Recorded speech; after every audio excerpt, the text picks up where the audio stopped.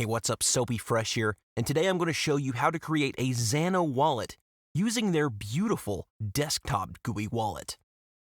First off, we're going to go to Zano.org. There's a downloads link here, click on that, and now you'll select your operating system. For me, I'm using Windows, and I'm just going to download the executable. And once it's finished downloading, go ahead and launch the file. Windows Defender will flag this as a virus. Go ahead and click More Info and run anyway. It does this because there is a mining component to the wallet. Defender flags every single crypto miner as a sort of Trojan virus. Once it's finished installing, click Finish to launch the wallet. Right here, it's going to ask me for my password since I've already created a wallet, so I'll skip through that. But for you, you're going to want to click Create New Wallet. Here, you're going to enter your wallet name. This is for your reference only. You'll enter a password to secure this wallet file.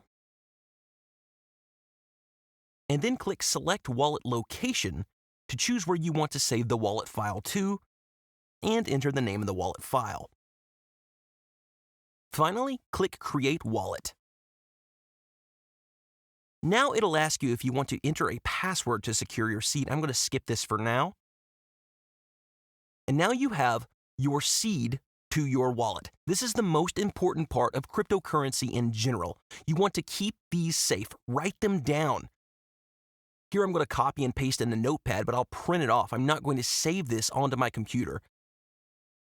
This is what you need to keep secure. This is the way you will restore your wallet if you ever lose the wallet file.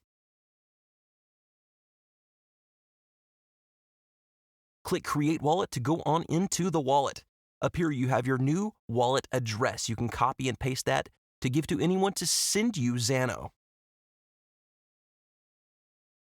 And that's it. You've now created your very own Zano wallet.